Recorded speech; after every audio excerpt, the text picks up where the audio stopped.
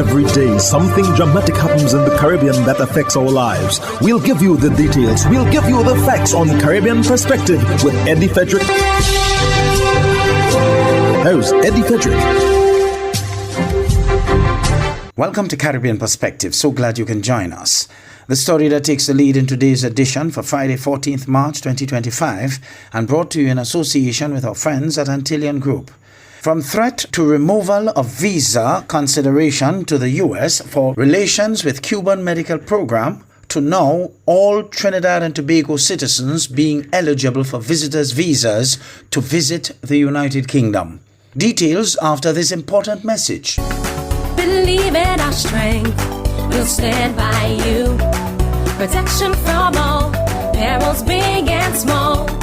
Reassurance we give, it's so glad to see. Peace of mind, that's our service guarantee. We look after all our family. Yes, we do at every opportunity. Antillean Group, underwriters of all classes of insurance solutions for your protection and investment. Live well financially.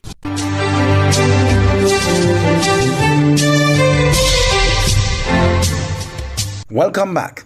No sooner than the Trinidad and Tobago authorities seeking protection under its sovereignty regarding who it has relations with in relation to the recent announcement by U.S. Secretary of State that any Caribbean country utilizing the Cuban Medical Assistance Program is likely to be slapped with retaliatory visa removal for its officials and citizens, a new visitor visa requirement for Trinidad and Tobago nationals who want to travel to the United Kingdom has been announced as of Wednesday, 12th March. Terry Ann Brown Campbell of TTT News reports. There is a new visitor visa requirement for Trinidad and Tobago nationals who want to travel to the United Kingdom.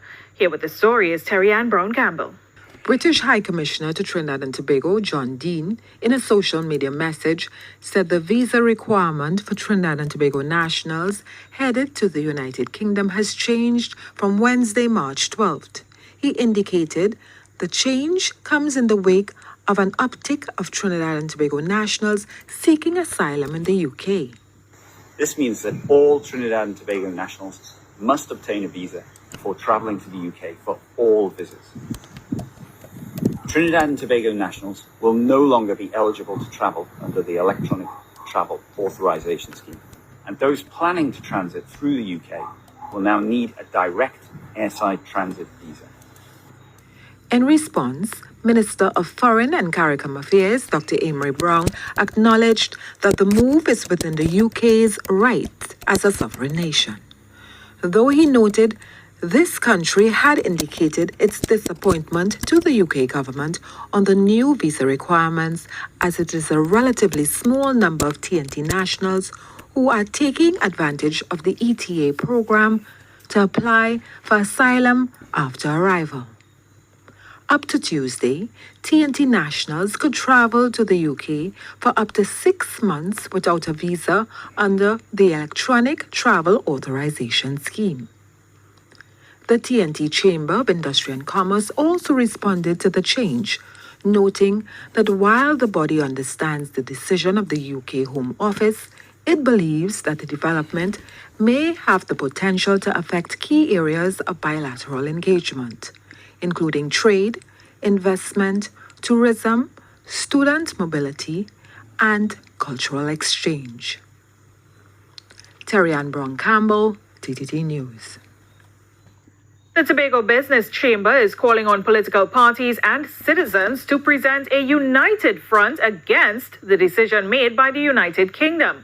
Speaking on the announcement that Trinidad and Tobago nationals now require a UK visa for entry into the country, the Chamber's chairman, Martin George, said the matter should be raised at a government-to-government level.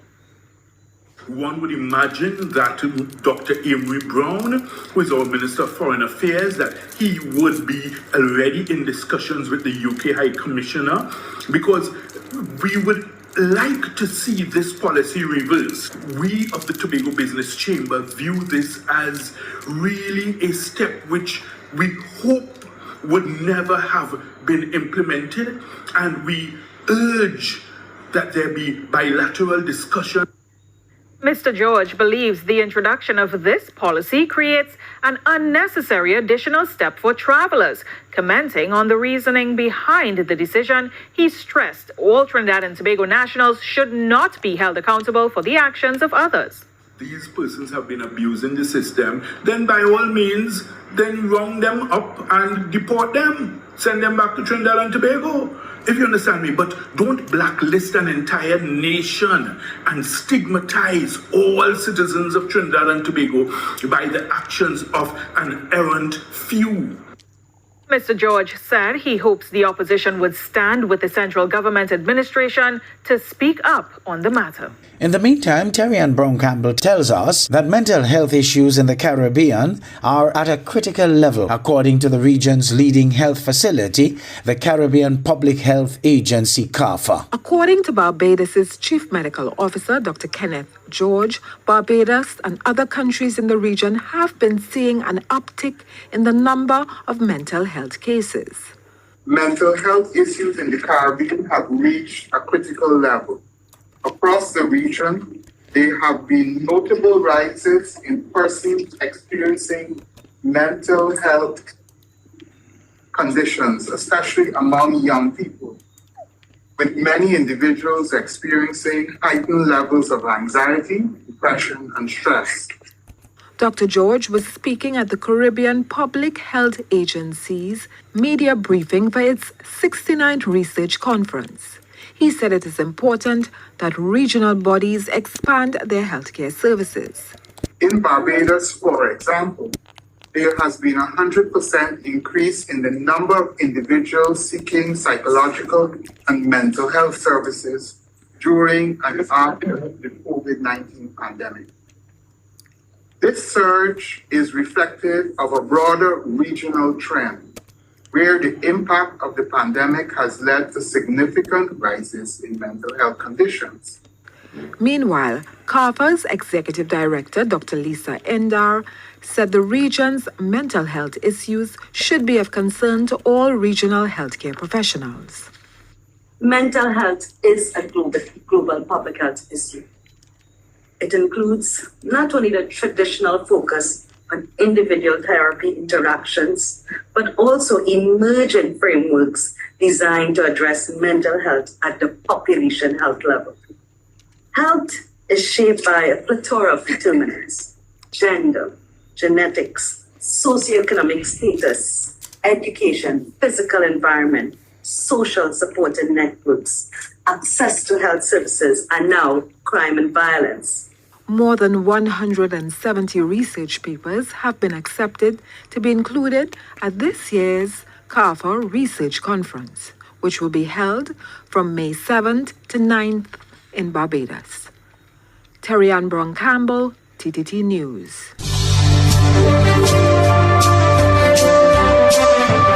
You're listening to Caribbean Perspective with Eddie Frederick, In association with our friends at Antillean Group, underwriters of all classes of insurance solutions for your protection and investment. Live well financially. There is about $6 billion in domestic excess liquidity that can be used to achieve sustainable energy for Barbados and the region. This revelation from Prime Minister Mia Amor-Motley. She notes, however, partnerships in the region are the only way to unlock this critical financing.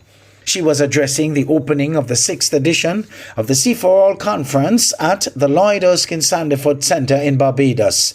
CBC's Rachel Agard attended and filed this report. One of those sustainable energy goals is to remove methane emissions by 2040. Prime Minister Mia Amor-Motley says if small targets are set ahead of COP30, this can be achieved. She explains methane is 80 times more destructive than carbon. Prime Minister Motley notes once that issue is addressed, it will buy time to scale up decarbonizing technology for fossil fuels. It is therefore entirely possible for the world to see appreciable progress if we can settle not on a voluntary compact for the eradication of the methane that is destroying so much of our atmosphere, but for a global compact.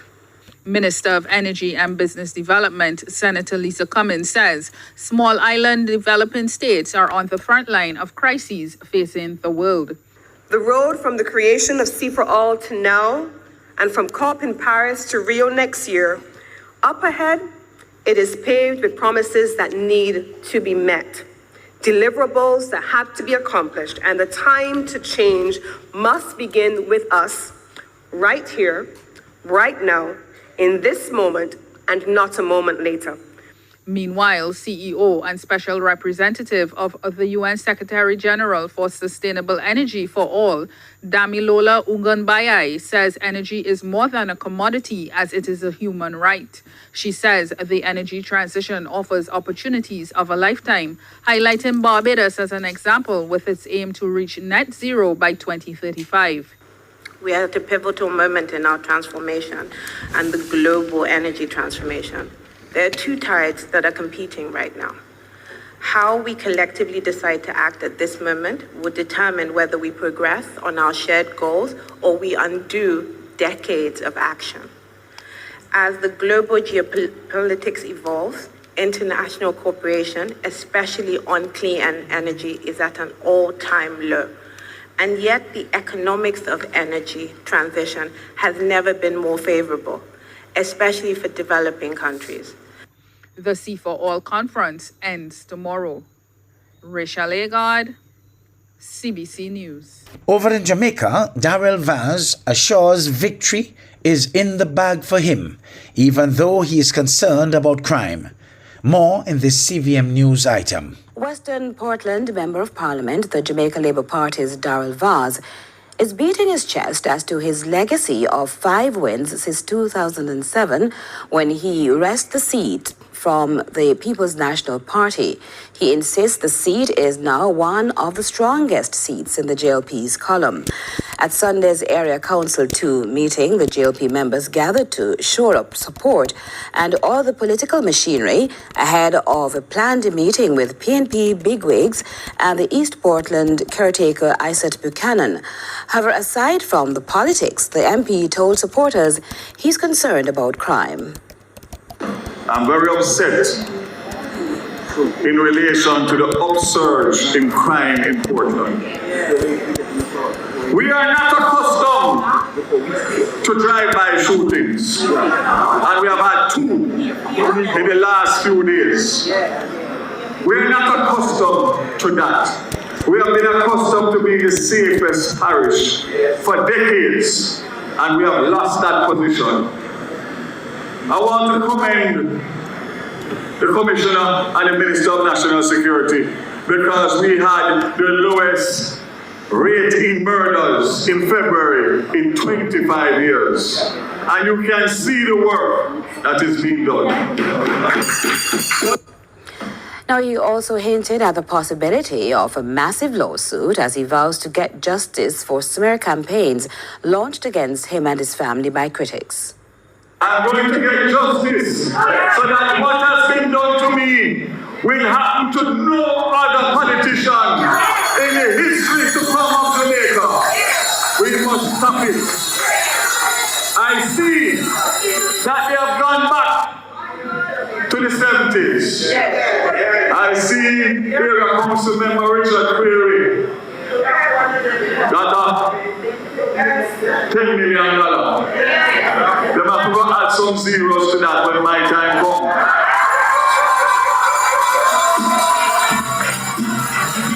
I see James Robertson, Deputy Leader, have a case. I see former Member of Parliament, Otney Lawrence, has a case. And I encourage them to pursue it because time comes to stop it. Time comes to campaign on your policies, your performance, and not propaganda.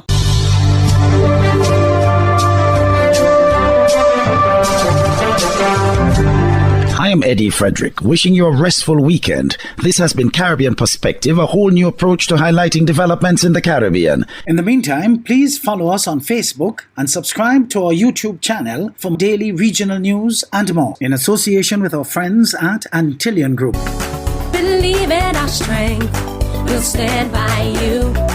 Protection from all perils, big and small. Reassurance we give. It's so clear to see.